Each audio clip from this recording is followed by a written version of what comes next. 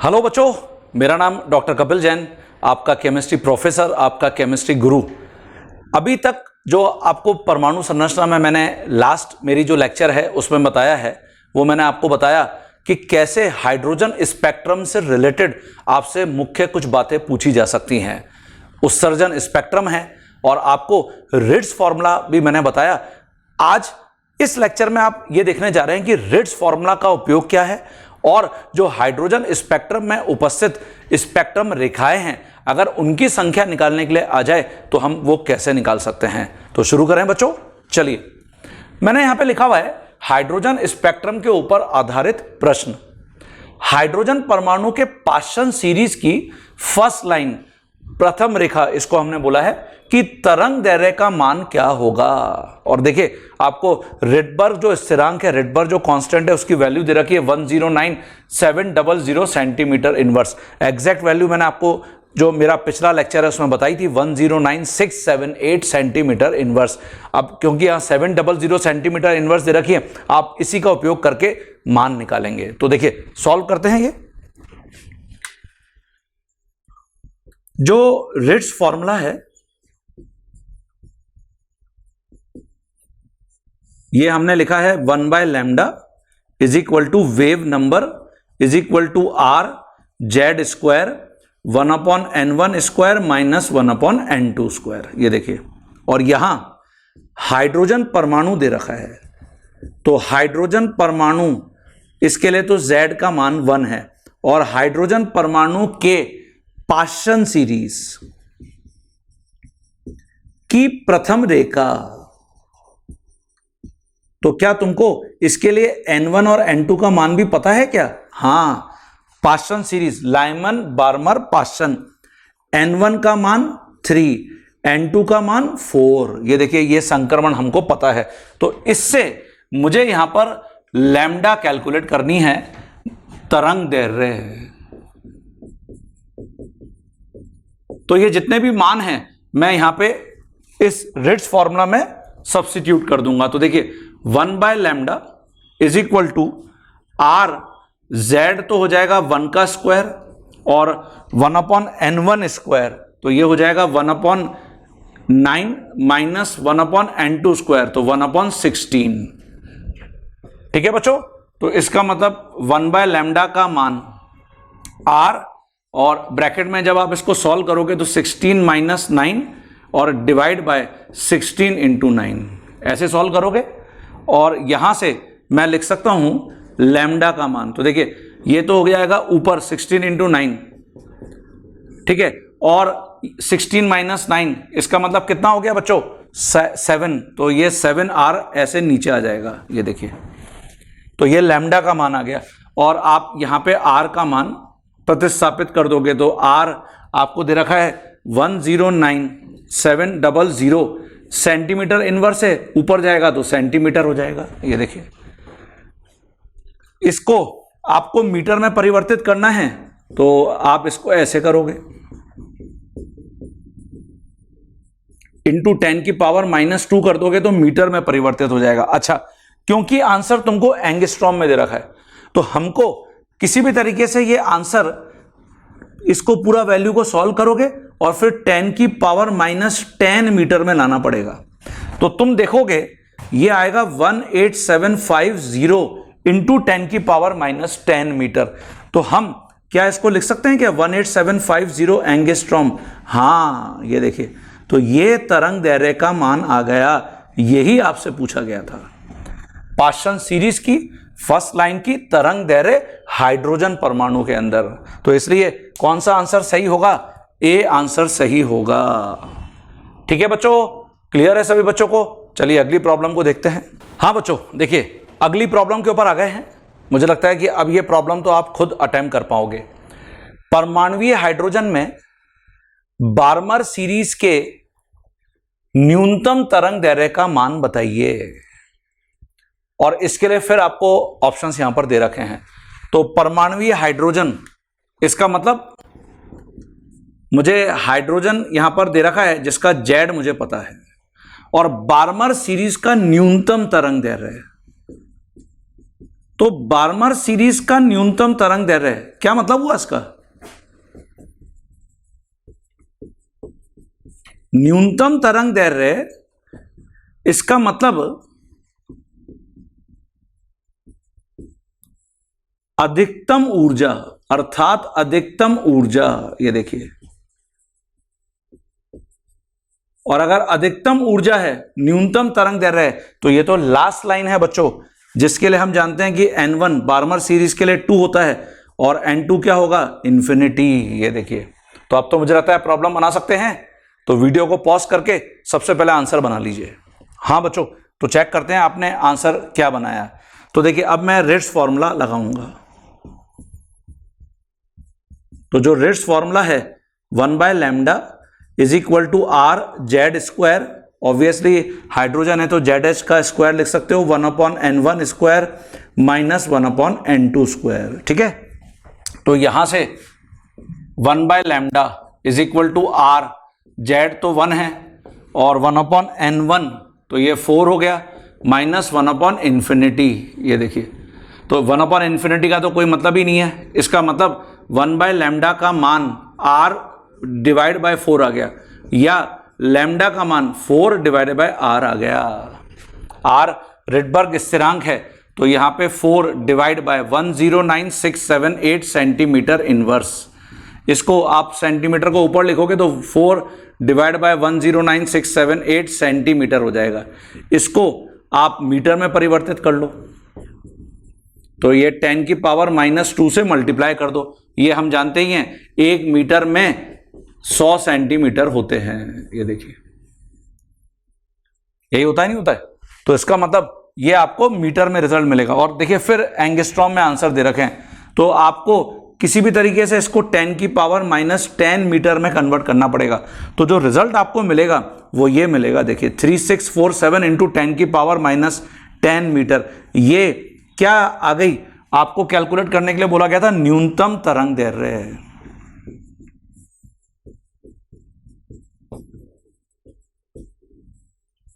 ठीक है, तो ये आपको 3647 एंगस्ट्रॉम आंसर मिल जाएगा।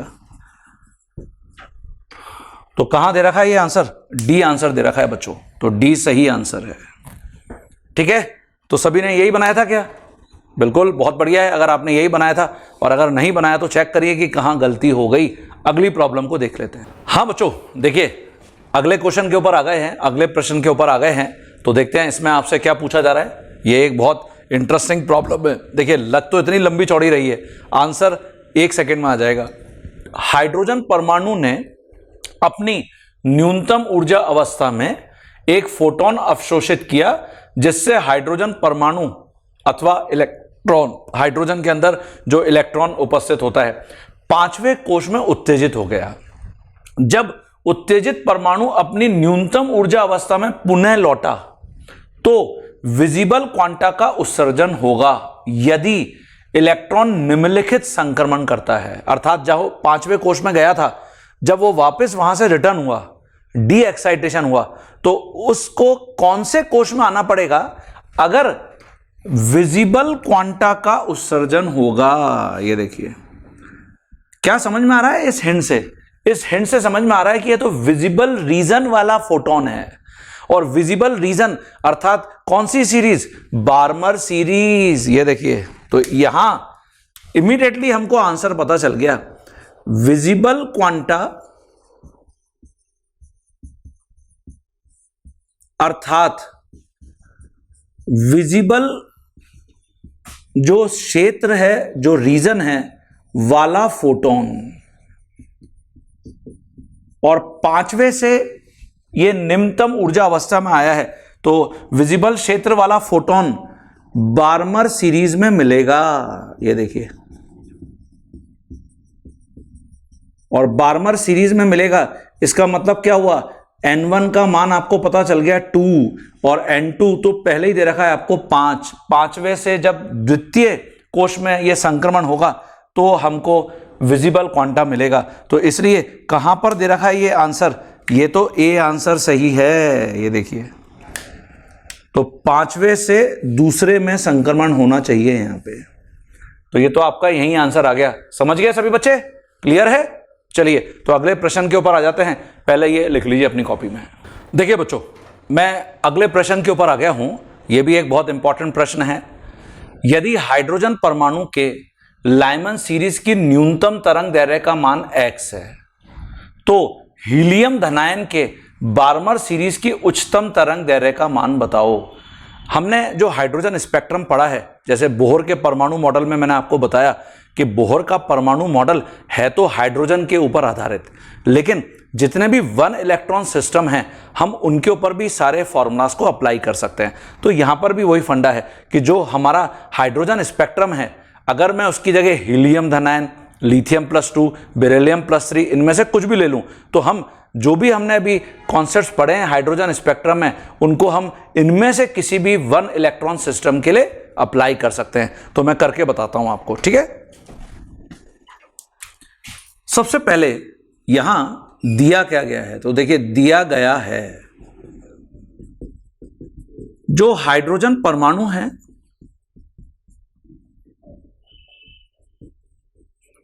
इसका Z हमको पता है, और हाइड्रोजन परमाणु के लाइमन सीरीज, ये देखिए लाइमन सीरीज की न्यूनतम तरंग दैर्ध्य है, मतलब ये न्यूनतम तरंग दैर्ध्य वाला संक्रमण है ये। तो क्या तुमको N1 और N2 पता है क्या बच्चों? हां, लाइमन सीरीज अर्थात N1 तो 1 है, और न्यूनतम तरंग दैर्ध्य मतलब उच्चतम ऊर्जा अर्थात N2 का मान इंफिनिटी है। ये तो अंतिम रेखा की बात हो रही है, लास्ट लाइन। और क्या हमको लैम्डा का मान दे रखा है क्या? इस न्यूनतम तरंग दैर्ध्य का मान यहां गिवन है, देखिए लैम्डा जो न्यूनतम तरंग दैर्ध्य है उसका मान x दे रखा है।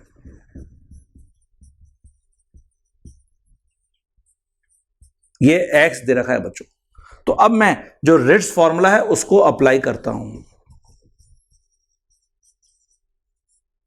तो रिट्ज फॉर्मूला जब आप अप्लाई करोगे तो देखिए 1/λh is equal to r ZH का होल स्क्वायर और 1/n1 square minus 1/n2 square. ये देखिए n1 और n2 का मान आपको पता है, तो मैं यहां पे लिख सकता हूं 1/λh का मान r, z का मान 1 का स्क्वायर और ये 1/1 स्क्वायर माइनस 1/∞ स्क्वायर। ये देखिए तो ये पूरा मान r के बराबर आ गया ये, अर्थात जो 1/λh है वो r के बराबर है, तो λh का मान 1/r के बराबर है, और λh का मान पहले ही दे रखा है x। ये देखिए अब आपको बोल रहा है तो हीलियम आयन के बार्मर सीरीज की उच्चतम तरंग दैर्ध्य है। हीलियम आयन अर्थात इसका परमाणु क्रमांक हमको पता है 2, और बार्मर सीरीज की उच्चतम तरंग दैर्ध्य है। क्या N1 और N2 का मान पता है क्या? हां, तो उच्चतम तरंग दैर्ध्य इसका मतलब N1 तो हमेशा 2 होता है बार्मर सीरीज में, उच्चतम तरंग दैर्ध्य मतलब न्यूनतम ऊर्जा, अर्थात ये तो प्रथम रेखा है। तो देखिए N1 2 तो N2 3 है, तो इसके लिए मुझे तरंग दैर्ध्य निकालनी है। ये देखिए लैम्डा हीलियम आयन। तो अब हम फिर रिट्ज फॉर्मूला अप्लाई करेंगे, 1/λ helium ion is equal to r Z helium ion का होल स्क्वायर 1/n1 स्क्वायर, तो 1/4 माइनस 1/n2 स्क्वायर, तो ये 1/9, ठीक है। और ये सॉल्व करोगे आप तो ये तो 2 का स्क्वायर मतलब ये 4r हो जाएगा, और ब्रैकेट में 9 माइनस 4 मतलब 5 डिवाइड बाय 9 इंटू 4 तो 36 हो जाएगा। ये देखो क्या 4 से 36 कैंसिल हो रहा है क्या? हाँ, 9 टाइम्स कैंसिल होगा, तो 1/λ हीलियम आयन का मान ये आ जाएगा 5r डिवाइड बाय 9, या लैम्डा हीलियम आयन का मान उल्टा हो जाएगा एकदम इसका, 9/5 इंटू 1/r। और देखिए 1/r की वैल्यू ऑलरेडी हम x मान के चल रहे हैं यहाँ पे, है ना, लैम्डा हाइड्रोजन का मान, तो इसका मतलब ये आ गया 9x डिवाइड बाय 5। ये देखो बच्चों क्या निकाला ये आपने, आंसर है ये आपने निकाला है बार्मर सीरीज की उच्चतम तरंग दैर्ध्य। यही आपको निकालना था। तो इस प्रकार से रिट्ज फॉर्मूला का उपयोग हम करते हैं बच्चों। और देखते हैं कुछ प्रॉब्लम्स। तो कहां पे ये आंसर दे रखा है आपको, ये ए आंसर दे रखा है, देखिए ए आंसर सही है। तो ये आप अपनी कॉपी में लिख लीजिए। अगला जो प्रॉब्लम है वो आप पहले खुद ट्राई करना, ठीक है। तो पहले इसको डिक्टेट कर लीजिए अपनी कॉपी के अंदर। हाँ स्टूडेंट्स, देखिए नेक्स्ट प्रॉब्लम को डिस्कस करते हैं। यहां पे पूछ रहा है हीलियम धनायन में वो कौन सा संक्रमण है जिसकी तरंग संख्या हाइड्रोजन परमाणु के बार्मर सीरीज की प्रथम रेखा के लिए तरंग संख्या के बराबर होगी। तो आपको प्रॉब्लम अगर समझ में आ गया तो वीडियो को पॉज करके सबसे पहले अपने आंसर को प्रेडिक्ट कर लो। हाँ बच्चों, तो आपने अपने आंसर को प्रेडिक्ट किया, चेक करते हैं जरा। हीलियम आयन में वो कौन सा संक्रमण है, इसका मतलब हीलियम आयन का परमाणु क्रमांक तो मुझे पता है, लेकिन संक्रमण का मान नहीं पता। N1 और N2 दोनों अननोन हैं। ये देखिए, यही तो ट्रांजिशन होता है N2 से N1 में, ये नहीं पता। अब इसकी तरंग संख्या मतलब वेव नंबर हीलियम, ये देखिए ये हाइड्रोजन परमाणु के, तो इसका जो वेव नंबर है वो कैसे लिखोगे बच्चों। पहले तो हीलियम धनायन का आप लिख सकते हो 1/λ helium ion is equal to R Z helium धनायन का होल स्क्वायर और 1/N1 square minus 1/N2 square. ये देखिए, तो यहां से मैं वेव नंबर हीलियम धनायन का लिख दूंगा R Z हीलियम आयन का होल स्क्वायर, तो ये तो इंटू 4 हो जाएगा और 1/N1 square minus 1/N2 square. इसको कह देते हैं समीकरण नंबर 1। अब ये तरंग संख्या जो हाइड्रोजन परमाणु, तो हाइड्रोजन परमाणु का परमाणु क्रमांक हमको पता है 1 है, और बार्मर सीरीज की प्रथम रेखा, तो बार्मर सीरीज की प्रथम रेखा भी हमको पता है। N1 और N2 के मान हमको पता है, N1 2 है और N2 3 है। ये देखिए, तो अब मैं यहां पे जो तरंग संख्या हाइड्रोजन परमाणु की वो लिख सकता हूं। तो ये हो जाएगा R Z हाइड्रोजन का होल स्क्वायर और 1/N1 square minus 1/N2 square. ये देखो, ठीक है बच्चों, ठीक है। और इसका मान R इंटू ये 1 का स्क्वायर, ये 1/4 माइनस 1/9। ये देखिए, ये समीकरण नंबर 2। अब आपको जो दिया गया है, आपको क्या दिया गया है, दोनों तरंग संख्याएं बराबर हैं, अर्थात हीलियम आयन की तरंग संख्या हाइड्रोजन आयन, जो हाइड्रोजन है उसकी तरंग संख्या के बराबर है ना। हाइड्रोजन आयन नहीं होता, हाइड्रोजन तो परमाणु होता है। तो अब मैं दोनों को बराबर कर दूंगा, तो ये देखिए यहां पे हो जाएगा 4R 1/N1 square minus 1/N2 square is equal to wave number, ये हमने लिख लिया हीलियम आयन का, वेव नंबर हाइड्रोजन का, तो ये हो जाएगा R और ब्रैकेट में 1/4 माइनस 1/9। कुछ कैंसिल हो रहा है क्या? हाँ, R से R कैंसिल हो रहा है। और ये जो 4 है ये हम राइट हैंड साइड में ले जाएंगे और इसको अंदर ब्रैकेट में मल्टीप्लाई करेंगे। मतलब मैं इसको ऐसे लिख सकता हूं 1/N1 square minus 1/N2 square is equal to 1/4 और ब्रैकेट में 1/4 माइनस 1/9 तो है ही, तो इसको हम क्या लिख सकते हैं 1/16 माइनस 1/36। ये देखिए, और 1/16 इसको हम लिख सकते हैं 1/4 स्क्वायर माइनस 1/6 स्क्वायर लिख सकते हैं क्या बच्चों। ये मान 1/N1 square minus 1/N2 square के बराबर है। ये देखिए बच्चों, तो इससे N1 स्क्वायर की वैल्यू 4 स्क्वायर पता चल रही है। तो N1 स्क्वायर अगर 4 स्क्वायर है तो N1 कितना है 4, और ऐसे ही जो N2 स्क्वायर की वैल्यू है वो 6 स्क्वायर, इसका मतलब N2 की वैल्यू क्या है 4। ये देखिए, यही तो संक्रमण निकालने थे मुझे हीलियम आयन के। तो अर्थ यहां पर जो मतलब हो गया वो ये हो गया कि जब 6 से 4 में संक्रमण होगा, 6 से 4 में, ये N2 है और ये N1 है। ये देखिए, यही हमने वहां निकाला है हीलियम धनायन में।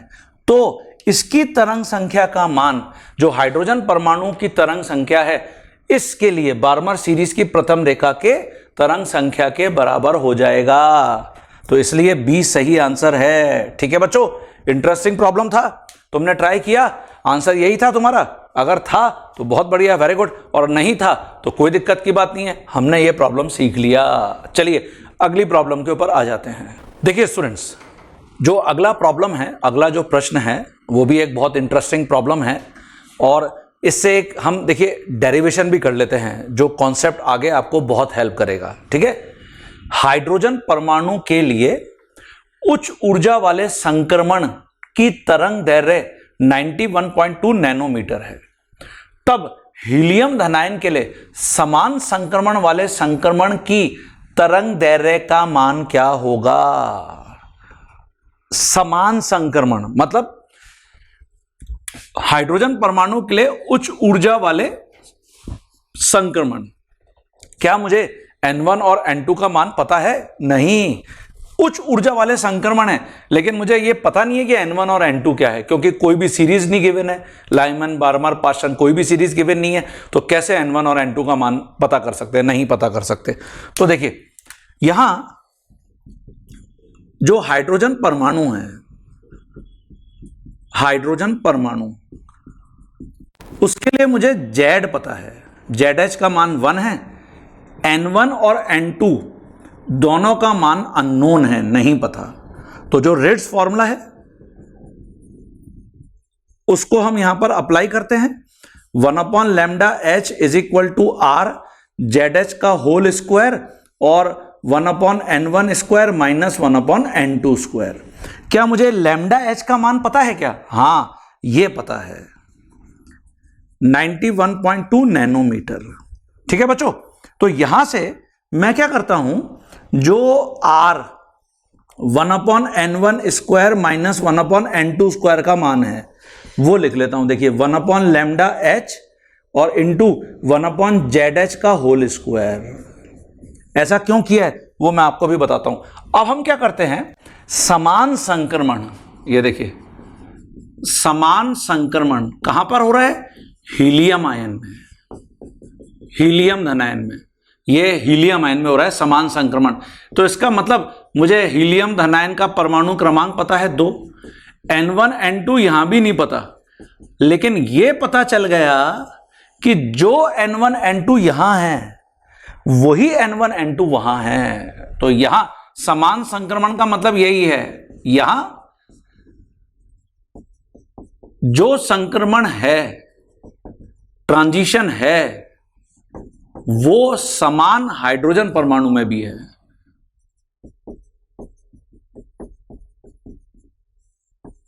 परमाणु में भी समान है, ये देखिए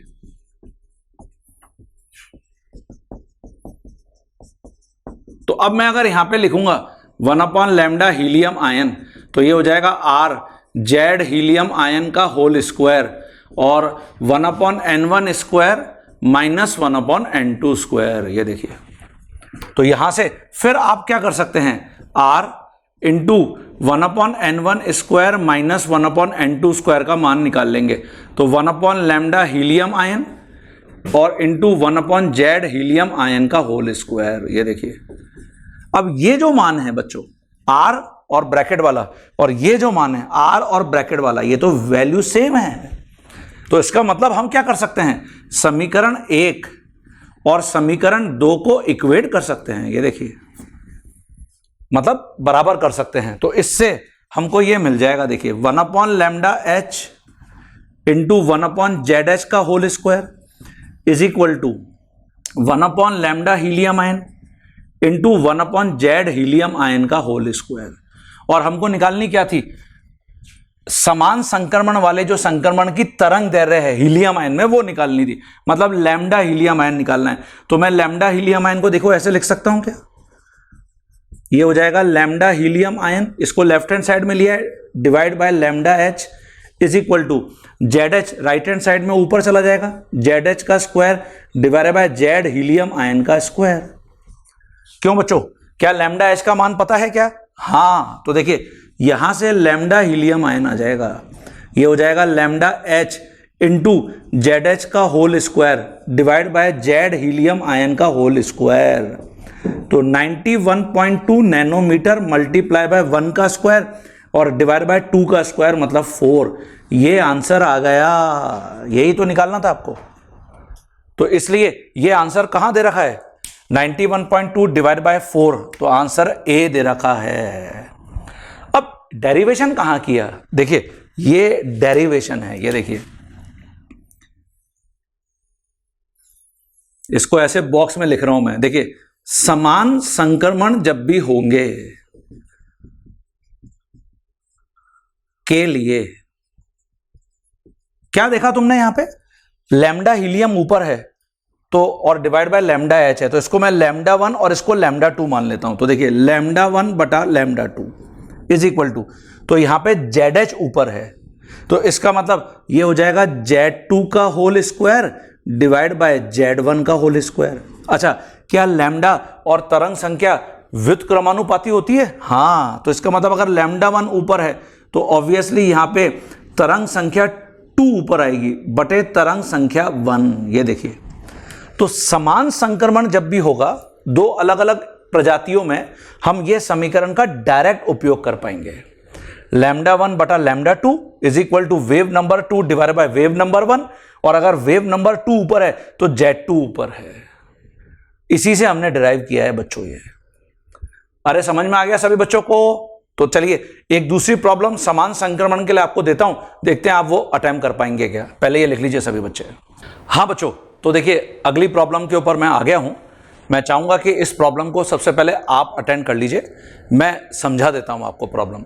यदि हीलियम धनायन के बार्मर सीरीज की प्रथम रेखा की तरंग संख्या का मान 15,600 सेंटीमीटर इनवर्स है, तरंग संख्या वेव नंबर, तो लिथियम +2 आयन के बार्मर सीरीज की प्रथम रेखा की तरंग संख्या का मान बताओ। ऑप्शंस भी आपको दे रखे हैं बच्चों, तो वीडियो को पॉज करके सबसे पहले आप अपने आंसर को प्रेडिक्ट कर लीजिए।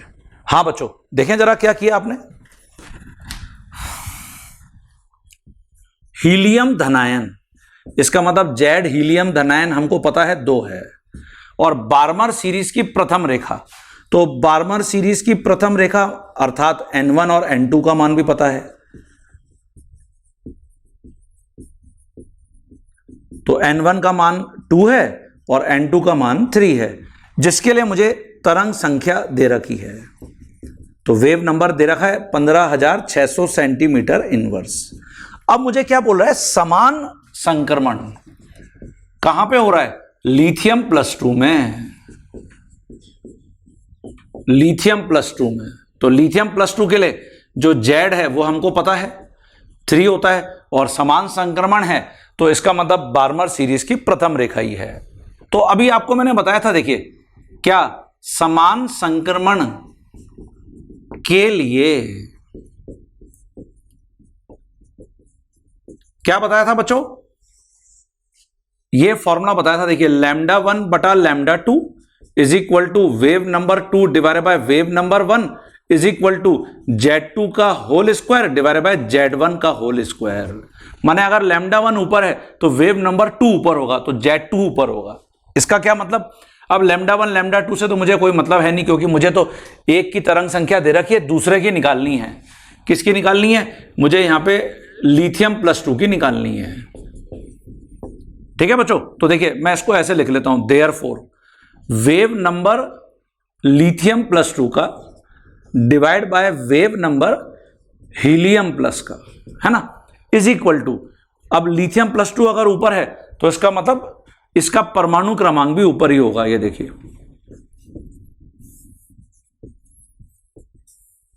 ये देखिए बच्चों, तो यहां से क्या मैं वेव नंबर लिथियम +2 लिख सकता हूं क्या? हां, wave number helium plus into Z lithium +2 का होल स्क्वायर और बटे जेड हीलियम आयन का होल स्क्वायर। ये देखिए, तो wave number helium ion 15,600 centimetre inverse into Z lithium +2 का होल स्क्वायर, तो इसका मतलब 3 का स्क्वायर 9 बटे 2 का स्क्वायर 4। ये आंसर आ गया। ये देखिए वेव नंबर लिथियम +2 का आ गया है बच्चों। कहां दे रखा है ये आंसर? क्या ये ए है? नहीं। क्या ये बी है? हां, बी आंसर सही है। तो हमने ये सीख लिया समान संक्रमण के लिए हम हमेशा इस फॉर्मूला का उपयोग कर सकते हैं। तो देखिए अब मुझे पूरा इससे पहले लंबी चौड़ी कहानी लिखने की जरूरत नहीं पड़ी, डायरेक्ट हमने ये रिजल्ट लिखा और इससे आंसर निकाल लिया। समझ में आ गया सभी बच्चों को?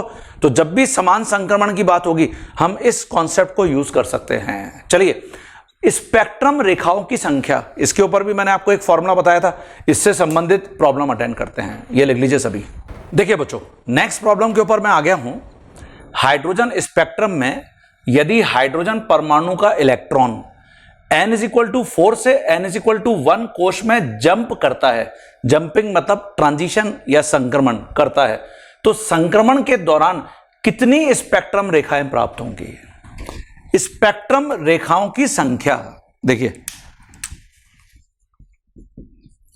इलेक्ट्रॉन के संक्रमण के दौरान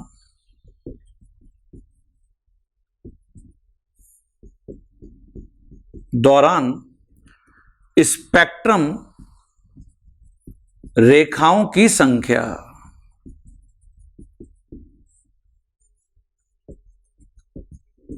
तो इसके लिए आपको मैंने जो मेरा लास्ट लेक्चर था उसमें ये फॉर्मूला बताया था, n2 - n1 + 1 डिवाइड बाय 2। क्यों बताया था क्या बच्चों? हां, तो यहां जो उच्च ऊर्जा कोश है वो आपको n2 का मान दे रखा है 4, और जो निम्न ऊर्जा कोश है वो आपको n1 का मान दे रखा है 1। ये देखिए, तो इसका मतलब मैं यहां पर स्पेक्ट्रम रेखाओं की संख्या कैलकुलेट कर सकता हूं। स्पेक्ट्रम रेखाओं की संख्या,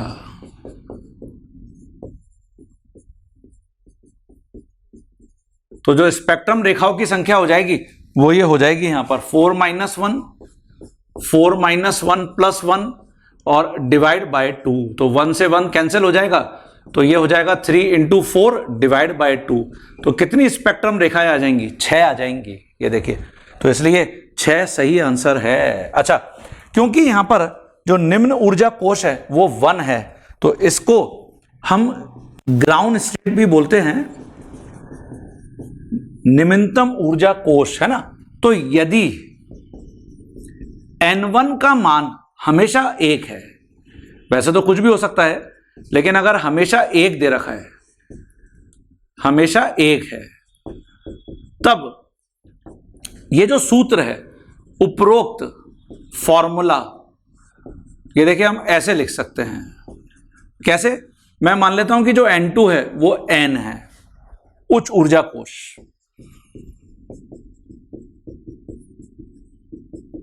ठीक है, और जो n1 है वो आपने 1 माना, तो देयरफॉर जो स्पेक्ट्रम रेखाओं की संख्या है,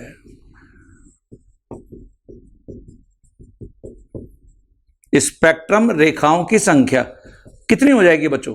ये हो जाएगी, देखिए n2 की जगह मैं n रख दूंगा, n1 की जगह 1, n2 की जगह n - 1 + 1 और डिवाइड बाय 2।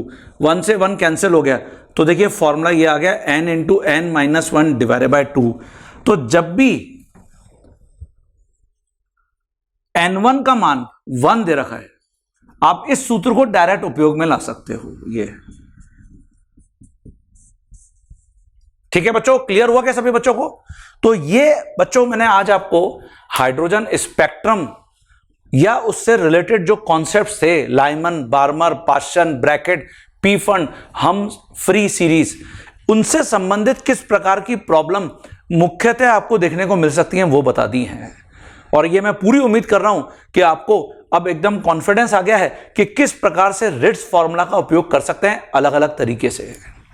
ठीक है, तो इससे संबंधित आगे अगर कोई भी प्रॉब्लम आपको मिलती है तो अब आप कॉन्फिडेंटली बना पाएंगे।